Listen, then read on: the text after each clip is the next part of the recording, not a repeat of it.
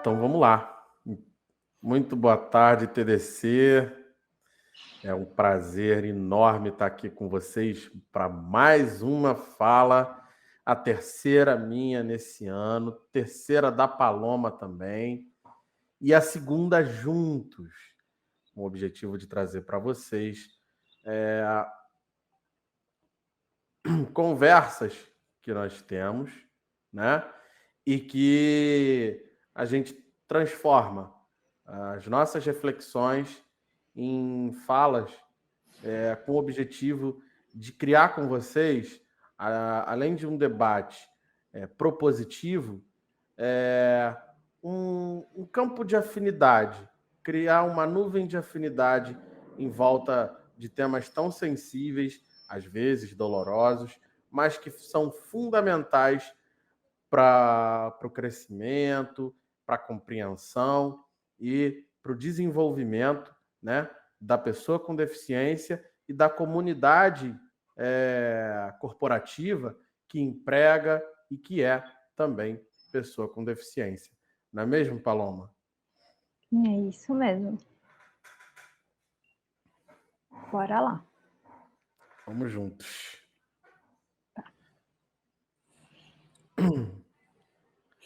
Eu começo ou você começa? Você. Eu começo, né? Hoje a gente veio falar com vocês sobre alguns temas e esses a gente vai falar sobre Black Money, o Pink Money, né? E o que a gente quer com esse tema? A gente quer mostrar que a população negra e LGBT, ela é uma população que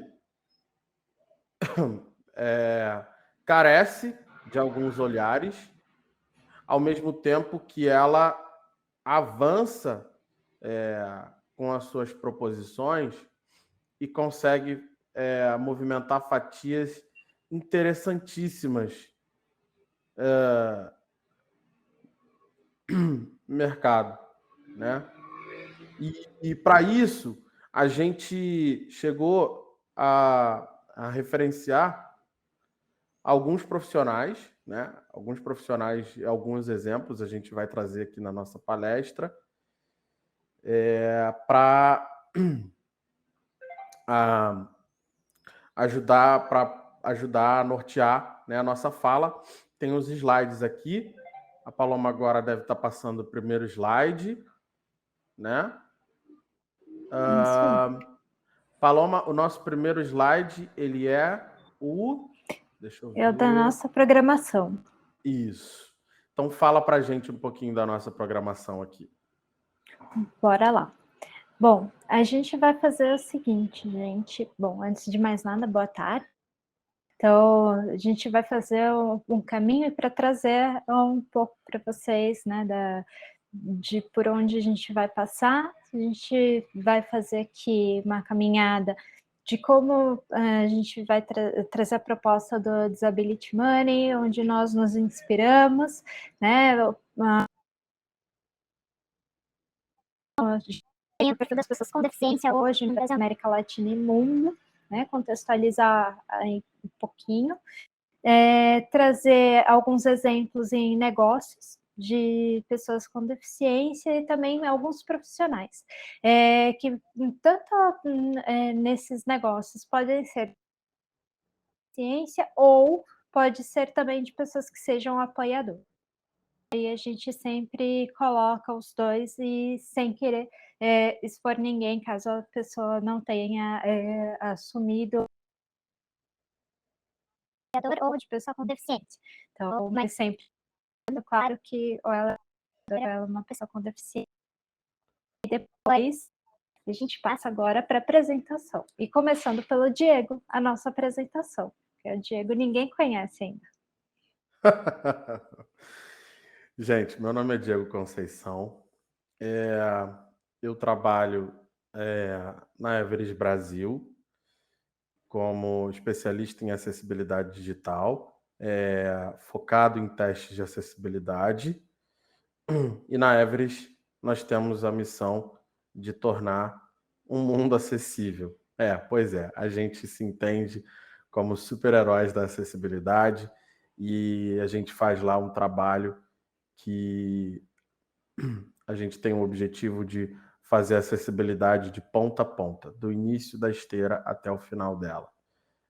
Para isso, nós somos pautados e regrados por uma série de convenções internacionais que norteiam os bons padrões de acessibilidade na web. Sou torcedor do Flamengo, para vocês saberem que eu tenho o maior orgulho de dizer que eu sou torcedor do Flamengo. Sou nascido no Mato Grosso do Sul e radicado no Rio de Janeiro. Eu só nasci, mas com menos de um ano eu já fui para o Rio de Janeiro. Então, até na minha cidade, eu sou conhecido como carioca. E agora, eu preciso compartilhar com vocês que eu serei o papai de um bebê lindo que está vindo aí e que eu ainda não sei se é um menino ou se é uma menina, mas a Gabriela, minha esposa, está grávida e a gente está muito feliz aqui em casa porque o filho que a gente está esperando é a extensão do nosso amor e carinho. Então a gente está muito contente, eu estou muito babão, eu estou muito... fico emocionadaço. Não, então... Aí, vai querer cair uma lágrima. Não pode, Paloma, assume daqui. Claro. Bom, para o Diego não chorar, a gente finge que não está vendo que ele está chorando. Bom, eu sou a Paloma, sou mãe 2 vezes, sou autista, sou uma mulher epilética e me reconheci como autista bem mais tarde, porque eu tive diagnóstico tardio, e hoje integro a inclusão humanizada no Mercado Livre como UX Researcher na área de acessibilidade e também ajudo em outros projetos de inclusão e acessibilidade de pessoas com deficiência, no qual eu trabalho desde 2016 e isso faz parte da minha vida e é uma grande honra para mim trabalhar assim e integrar grupos de seja affinity groups ou seja grupos fora da empresa, porque é a minha paixão, assim, né? Então, mesmo antes de me descobrir uma pessoa com deficiência, já era a minha paixãozinha. Então, não posso esconder. E aí, agora a gente vai continuar aqui no nosso caminho. Vamos lá, Diego. Passando para o próximo ponto, que é Black Money. Aí agora é contigo. Então, pessoal, Black Money. Primeiro, a gente vai começar com a parte chata, ou seja, o que eu chamo de soco no estômago. Black Money é um termo norte-americano que, em princípios, era usado para caracterizar negócios ilegais feitos por pessoas negras, tá? E aí, como nós tínhamos, né, na América do Norte dois tipos de colonização, certo? Você tem uma parte da colonização em que havia escravos, certo? E esses escravos, obviamente, como todo modelo de escravidão, você tem alguns negócios ilegais, e aqui no Brasil nós tivemos também, e no Haiti, enfim, todos os países que tiveram escravidão, segundo a historiografia mostra, você tem alguns negócios ilegais praticados por pessoas negras. Por quê? Porque, como nós estamos num regime de escravidão, é óbvio, evidente, que um regime de escravidão as pessoas vivem de maneira paupérrima.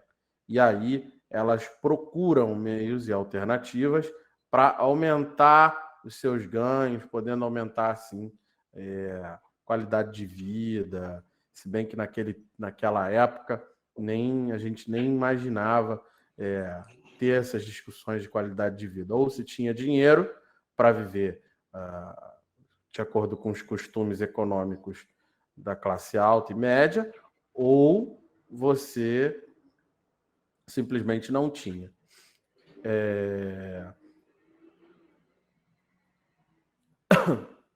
Hoje, o Black Money empoderou-se.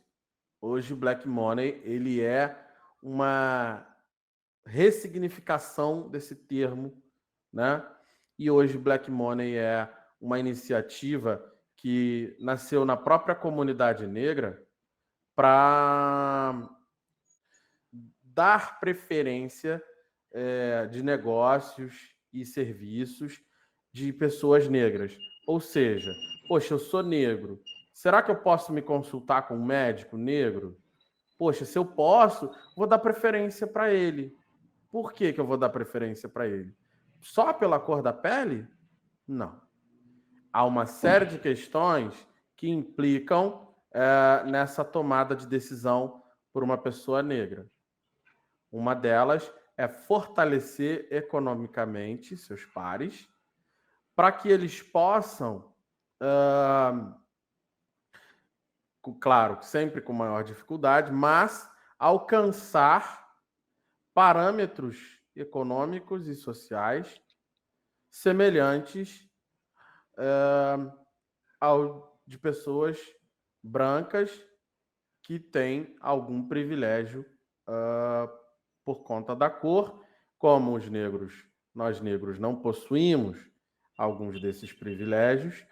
É importante ressaltar que nem todas as pessoas brancas gozam desses privilégios, tá? Eu conheço pessoas brancas que não gozam desses privilégios, mas como em sua maioria elas, sim, têm esse privilégio, nós negros tivemos essa iniciativa. Aqui no Brasil, o início da Black Money, a gente pode ter a ideia de que foi a Nina Silva, que é uma mulher negra que sempre trabalhou em empresas de tecnologia espalhadas pelo Brasil afora, mas que sempre, toda vez que era encontrada na rua, que alguém se referia a ela, enfim, achava que ela tinha um cargo que não era condizente com as suas habilidades, e ela sempre sofria preconceito. Daí ela foi criando esse movimento, foi procurando os pares e foi pensando, né, movimentando, discutindo, como a gente discute hoje. A Nina foi discutindo essas coisas até criar uma maquininha chamada Pretinha, que é dessas maquininhas que a gente tem de pagamento, e que, poxa, que é uma coisa mais carinhosa do que chamar alguém de pretinha, pretinho. Eu gosto, gente. Adoro quando alguém vem e fala, pô, e aí, pretinho? Fala, negão. Porque a gente sabe quando a gente está sendo vítima de preconceito racial ou não.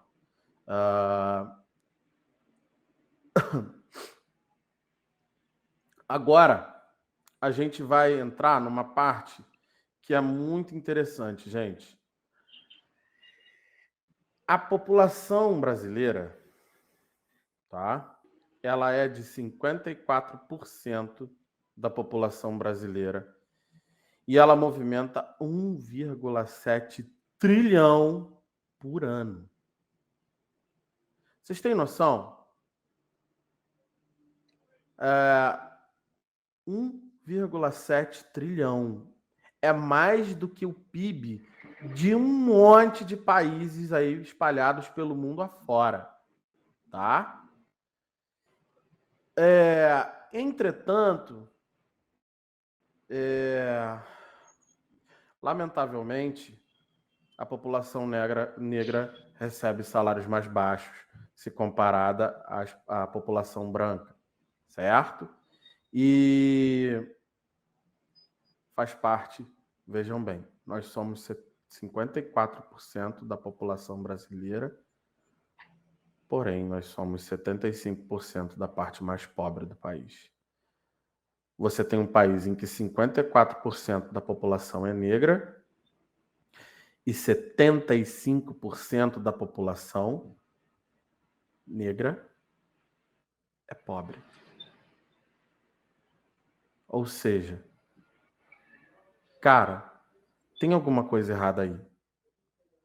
Historicamente, nós tivemos várias explicações para o negro ser tratado dessa maneira e não ter acesso a as condições. Ontem, eu não lembro, nós tivemos uma palestra aqui no TDC que falava justamente sobre teorias raciais. E aí, uma das teorias raciais que existiram no Brasil, que eu estou trazendo aqui para a palestra, que eu queria comentar com vocês, é a teoria do Nina Rodrigues, que era um médico baiano, tá? Do século XIX, que dizia que o negro tinha um crânio, por ele ter um crânio maior, ele possuía menos possibilidade de raciocínio, de cognição em relação aos brancos. O Nina Rodrigues estava certo? Não. Mas se até no nazismo, nós tivemos teorias para justificar, aqui a gente também ia ter que ter teorias para justificar. Então vejam bem, hoje a população negra brasileira ainda sofre com preconceito, racismo. Entretanto, essa população negra, ela se movimenta, ela grita, ela mostra que ela pode estar à frente, estar em pé de igualdade com qualquer outra pessoa. Por quê? Porque nós temos diversos casos de sucessos de pessoas negras e que são muito bem-sucedidas, que são líderes. Entretanto, ainda é um impedimento, ainda é uma barreira. Vejam bem, eu sou um homem negro, cego, que ocupa uma posição que pouquíssimas pessoas ocupam, certo? Eu tenho um bom emprego, no qual eu tenho a oportunidade de ser protagonista. Vejam bem, os negros têm emprego, mas em muitas das vezes não têm a oportunidade de serem protagonistas. Então, nós, pessoas negras, que temos a oportunidade de sermos protagonistas, nós precisamos trazer esse protagonismo que temos para conseguir movimentar a comunidade de maneira construtiva, trazermos debates que são construtivos para a causa, debates que realmente possam contribuir e mostrar a capacidade, a força que esse tom de pele tem. Isso é muito bacana, quando a gente tem a oportunidade de trazer esses dados para vocês. E a gente consegue trazer esses dados. Você vê, 1,7 trilhão. 54% das pessoas são negras e 75% vivem na pobreza. A gente precisa ainda lutar muito para que as coisas aconteçam, para que a gente consiga quebrar esses paradigmas. Beleza?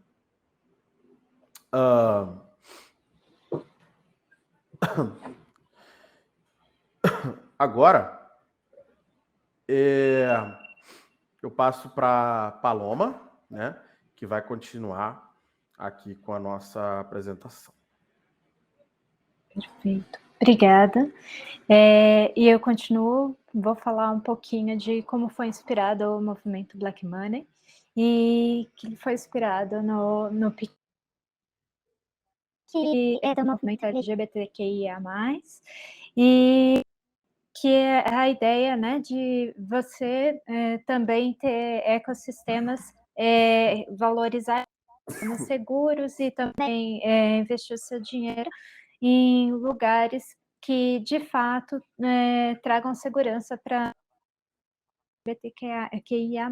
Então foi inspirado nisso que foi pensado o movimento Black Money, né? E até porque tem aí algumas questões que são semelhantes à parte de LGBTQIA+, por exemplo, quanto às questões de cargo, né? Então a gente tem preconceito quando a gente fala de cargos para pessoas negras e a gente fala de preconceitos para cargos para pessoas LGBTQIA+. E aí, passando um pouquinho para a parte do Black Money, eu vou voltar nessa parte de cargos, na parte do Pink Money, perdão. Aí a gente tem, né, que é uma população que ela tem um grande poder aquisitivo, né, comparado com o restante da população, e que cerca de 450 milhões, né?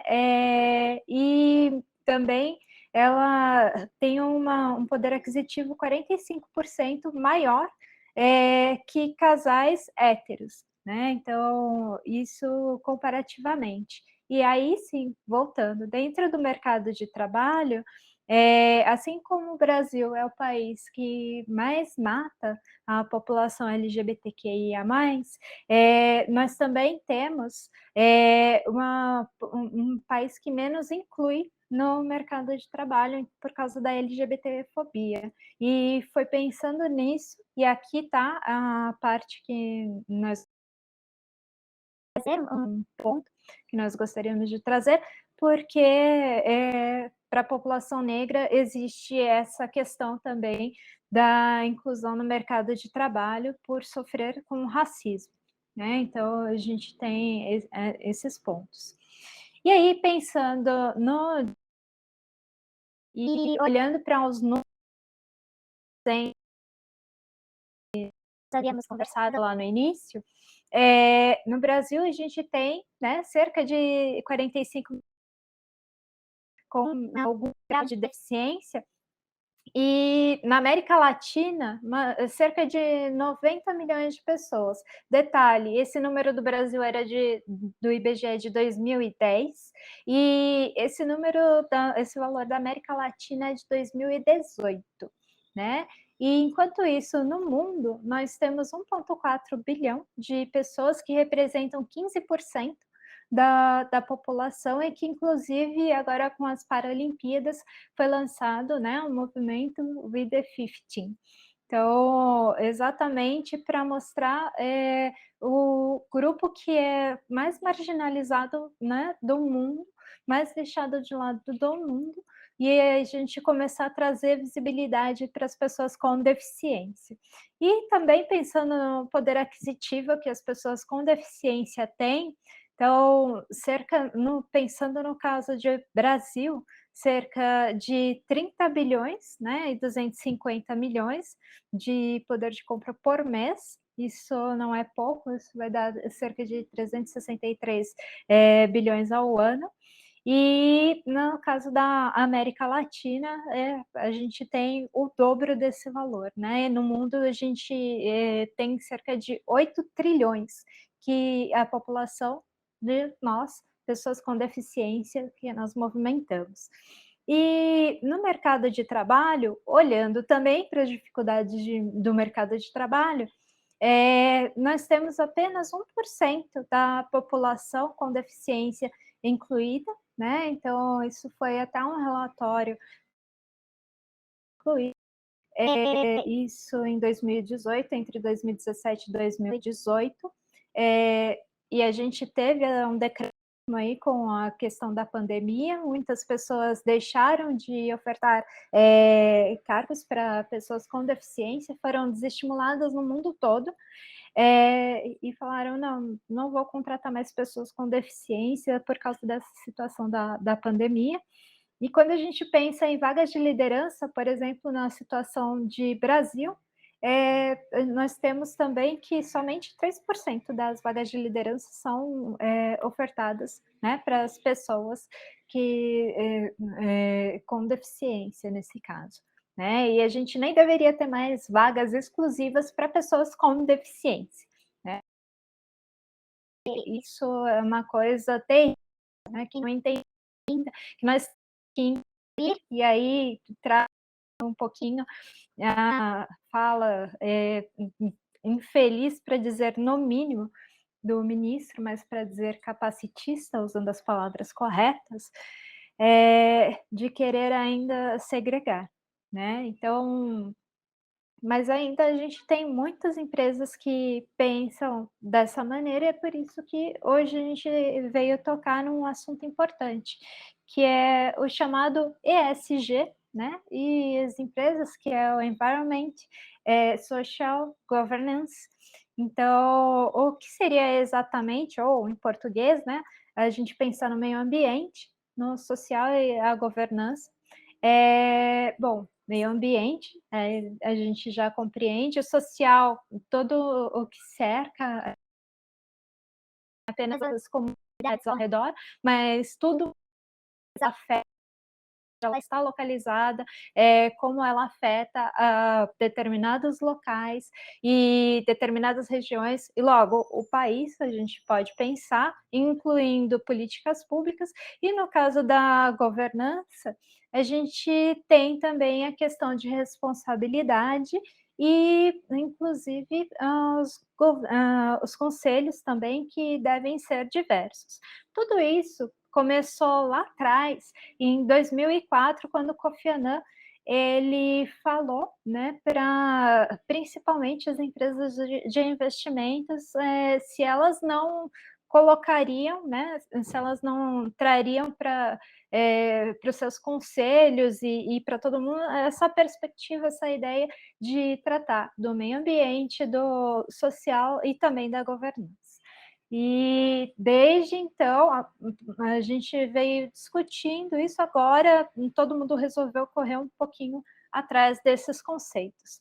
E aí, na perspectiva de pessoas com deficiência, a gente pode lembrar mais uma vez da Lei de Cota, que no dia 24 de julho ela completou 30 anos, né, da sua existência, mais uma vez eu trazendo aqui sobre a lei de cotas, mas nunca é demais, e ela tem tudo a ver com ESG, né? Então, nesse caso, empresas com mais de 100 funcionários, elas devem preencher vagas de 2 a 5% de pessoas com deficiência e, portanto, trazendo para as empresas a responsabilidade social, né? Então, assim, e por que responsabilidade social? Isso não é papel apenas do Estado, né? Como que a gente pensa nesse sentido? Por que a empresa ela tem que se responsabilizar? Bom, eu coloquei alguns pontos aqui para nós refletirmos. Hoje nós temos empresas que elas têm o valor delas de mercado muito maior que os PIBs de vários países, e países grandes, não são países pequenos, então eu não estou fazendo esse nivelamento por baixo. E também muitas empresas têm um porte muito maior do que de vários países, né? Então, assim, o tamanho dela, a abrangência dela é muito maior do que as relações comerciais de diversos países. Elas são também transnacionais, portanto, elas perpassam qualquer fronteira e muitas vezes sem e aí para lá e para cá sem uma regulamentação, isso realmente fica complicado, e sem dizer que a gente está num único planeta, num único lugar, e que o que faz em um lugar se reflete no outro, vide a mudança climática que a gente tem hoje, né? E a questão das políticas públicas também, porque política pública é para que todos façam, né? Então, todos são responsáveis pelas pessoas, pelos grupos minorizados, e principalmente aqueles grupos de maioria têm a obrigação histórica de fazer políticas públicas para os grupos minorizados. Então, e um grupo desses seria, né, a gente em organizações, aí tem as empresas.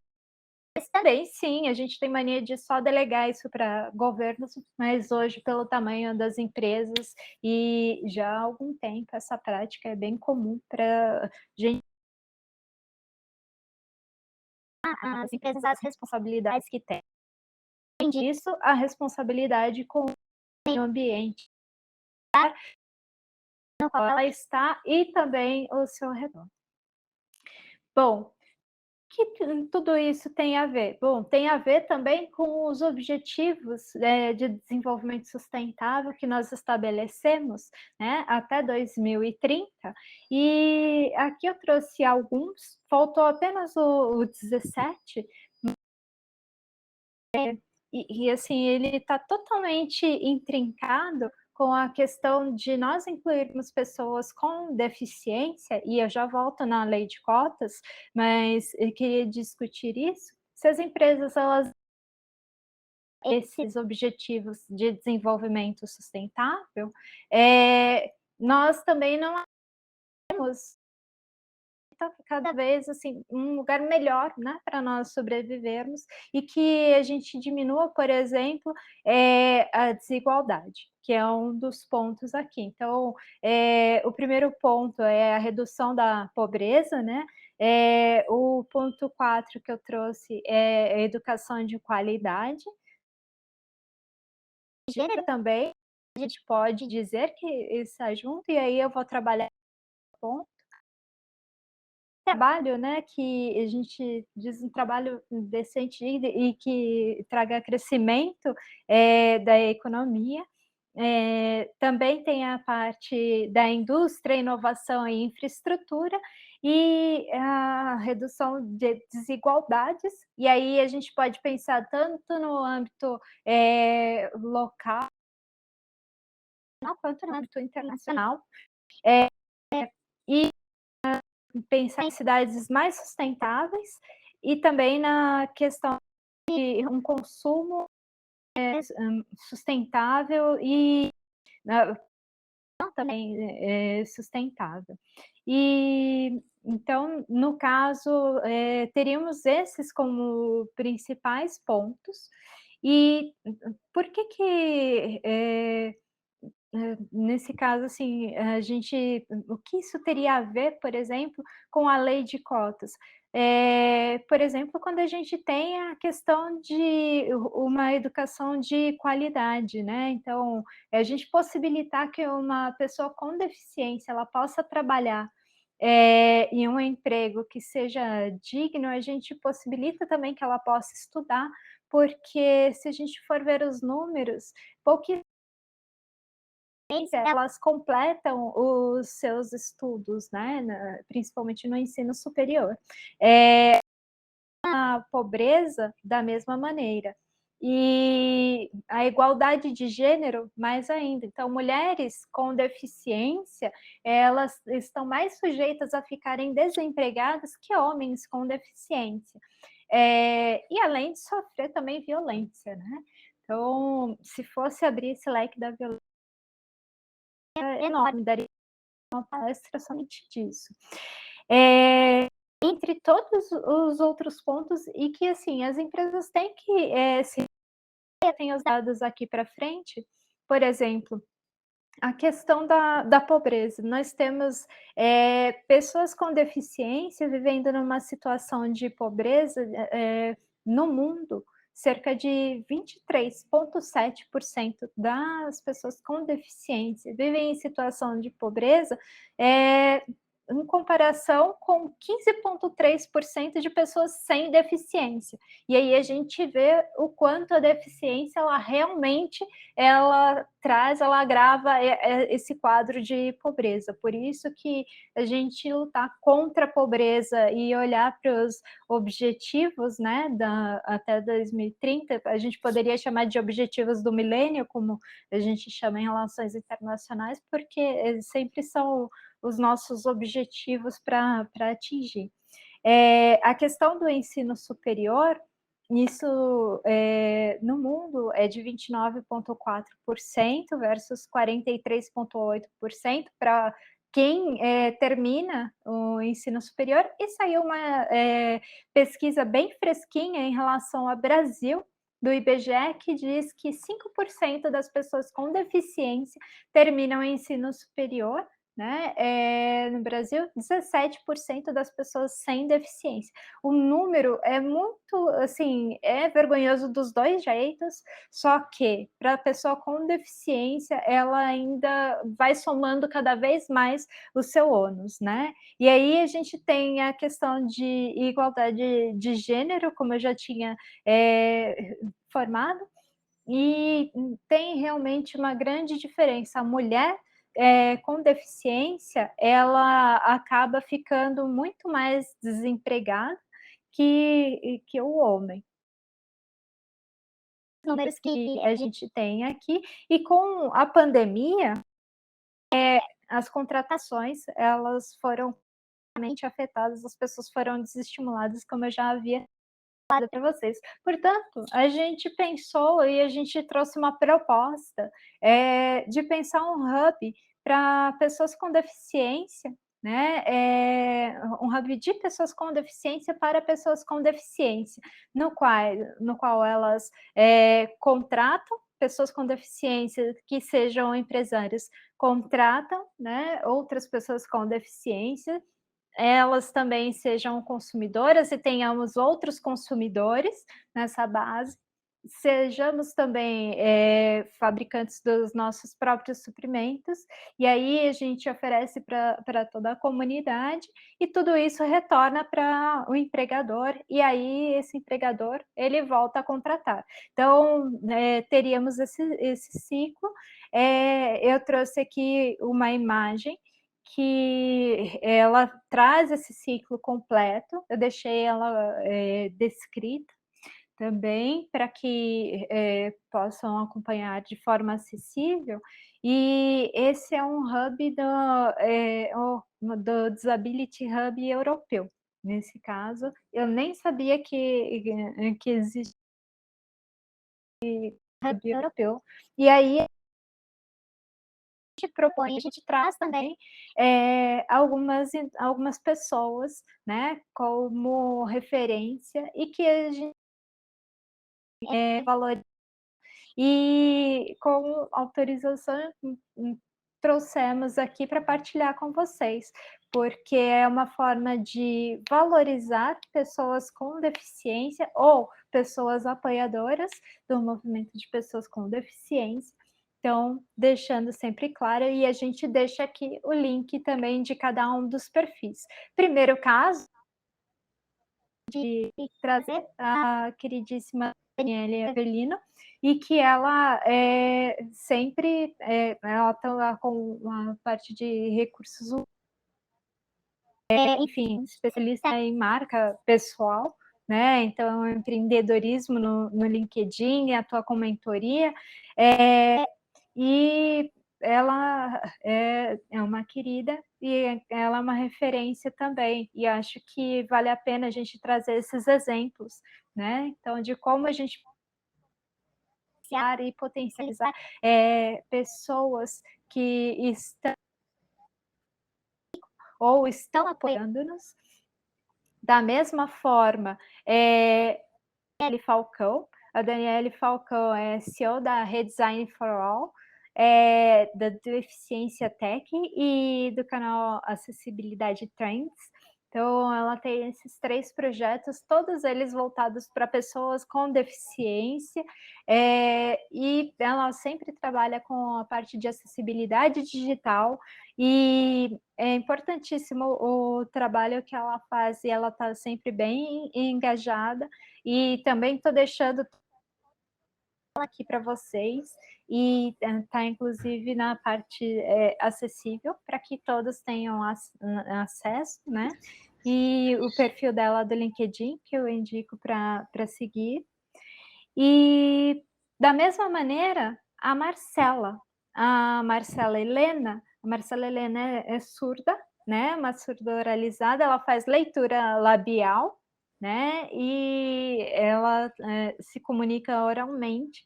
Ela faz leitura labial em português e inglês, ela é formada em letras, nesse caso, e ela trabalha com ghost.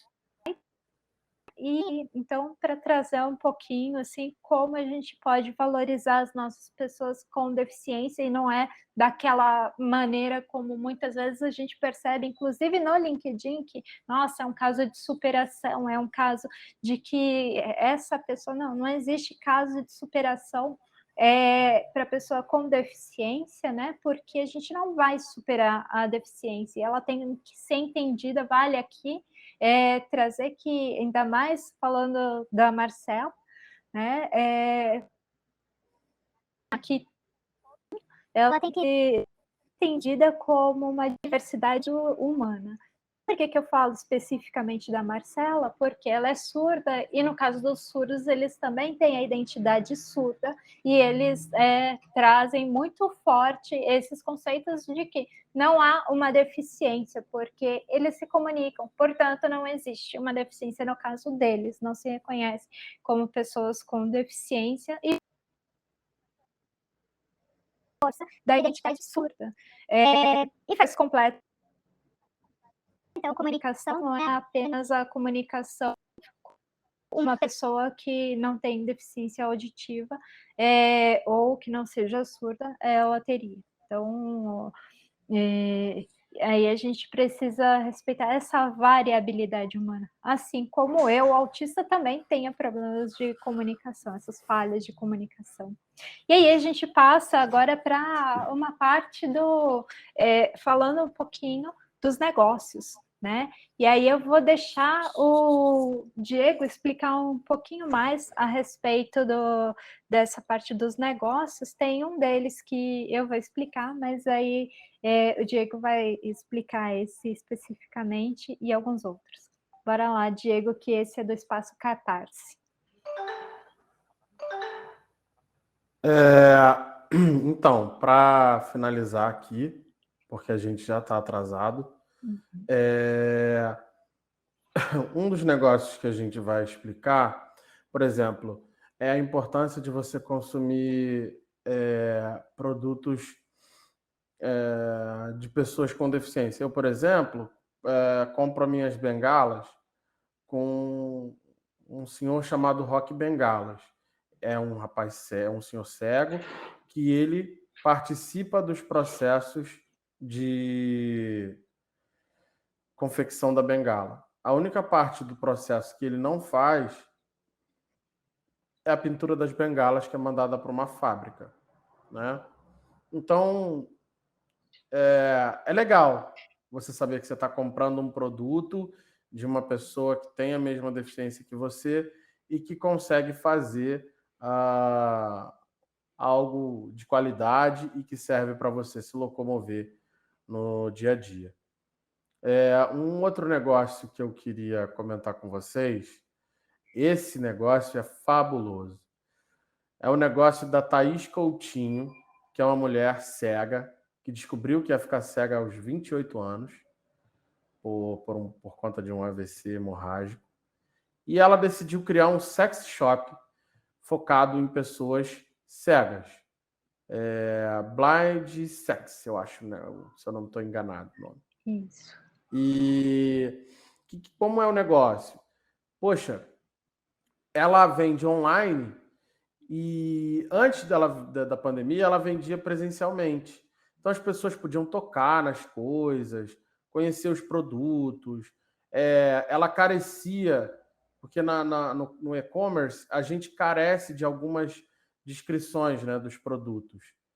E ela consegue, com uma empresa que é fornecedora dela, que essa empresa entenda essas necessidades e aumente, né, os detalhes nas descrições dos produtos e tudo mais. E hoje ela passa esses produtos para moças e rapazes aí na cidade de São Paulo e tudo mais. Entrega no Brasil inteiro hoje, porque, né? Só que ela fala que o negócio dela é em São Paulo. Tem até a reportagem no UOL para quem quiser ver. Eu não sei se a Paloma... Você colocou no slide o... Sim, mas o último eu não posso passar porque ainda tem o espaço Catarse e entre um e maravilha. outro tem outra coisa Não, que claro. tem que E falar. aí tem aqui esse negócio que é bacana demais, que é o negócio da Thaís Coutinho. E aí um outro espaço que eu recomendo é o espaço Catarse, que é um espaço psicológico, é uma clínica psicológica, que os donos são o Giovanni Bertotti e a Flávia Bertotti, que estiveram aqui ontem palestrando no TDC, o Giovanni sobre qualidade, sobre testes automatizados de acessibilidade. A Flávia também teve aqui palestrando. E eles, além de serem profissionais de TI, têm o Espaço Catarse, que é um espaço que oferece consultas psicológicas e uma série de terapias lá que vocês podem ter acesso. Eu vou passar para a Paloma explicar o negócio dela, porque realmente a gente está bem atrasadinho. E aí eu só queria trazer aqui alguém que vocês não conhecem, né? Então, assim, também não podia deixar de falar da Milena, então, que foi idealizadora e fundadora do Inclusão Humanizada, ganhou em terceiro lugar passado na segunda edição do Autismo Tech, e com o propósito de incluir autismo no mercado de trabalho. Agora ela, depois disso, ela vai me bater porque ela não sabia disso, gente, e aqui a bio dela sem autorização, então só para fazer, só para confessar isso.